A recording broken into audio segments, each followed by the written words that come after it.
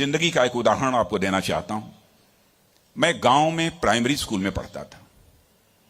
वहां पर पढ़ाने वाले एक पंडित जी थे, एक मौलवी साहब थे। मौलवी साहब पढ़ाते भी थे और फिजिकल ट्रेनिंग जो होती है, फिजिकल एक्सरसाइज, वो भी कराते थे। मुझे याद है कि यदि हमारी एक्सरसाइज ठीक नहीं होती थी तो एक पतली सी छड़ी हुआ करती थी, स्टिक। वह मौलवी साहब कभी कभी हम लोगों के पैरों पर धीरे से मारते थे, प्यार से मारते थे, डराने की कोशिश की, ताकि मैं ठीक तरीके से जो कुछ भी वो पीटी एक्सरसाइज सिखा रहे हैं उसको हम सीख सकें। उसके बाद 38-39 ईयर्स की एज में मैं जब उत्तर प्रदेश का एजुकेशन मिनिस्टर बना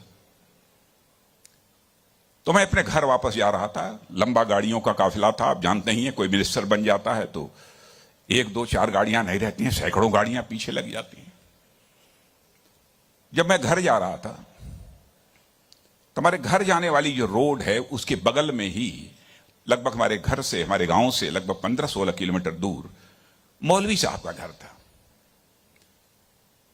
मौलवी साहब रिटायर कर चुके थे, बुजुर्ग हो गए थे, आंखों से दिखाई नहीं देता था।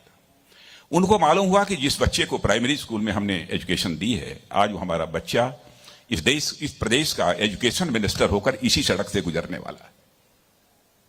मौलवी साहब आंखें बंद किए हुए, आंखों से दिखाई नहीं देता था, और उनके 2-3 बच्चे उनके बगल में खड़े। जो सज्जन हमारे साथ बैठे थे गाड़ियों में, हमारे काफिले में, उन्होंने कहा कि देखिए, यही मौलवी साहब ने आपको पढ़ाया था, मौलवी साहब का गांव है। मित्रों,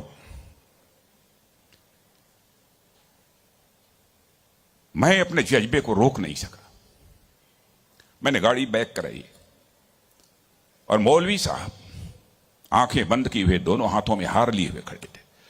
मौलवी साहब के पास गया और मौलवी साहब का मैंने चरण स्पर्श किया, उनका पैर छुआ, और मौलवी साहब की आंखों से तब तक आंसू चलते रहे जब तक कि मेरी गाड़ी वहां से नहीं गुजर गई। कल्पना करिए, वर्षों गुजर चुके थे, प्राइमरी स्कूल छोड़े हुए, उसके बाद मौलवी साहब से कभी भेंट नहीं हुई थी। लेकिन वह क्षण मैं अपनी जिंदगी में कभी नहीं भूल सकता।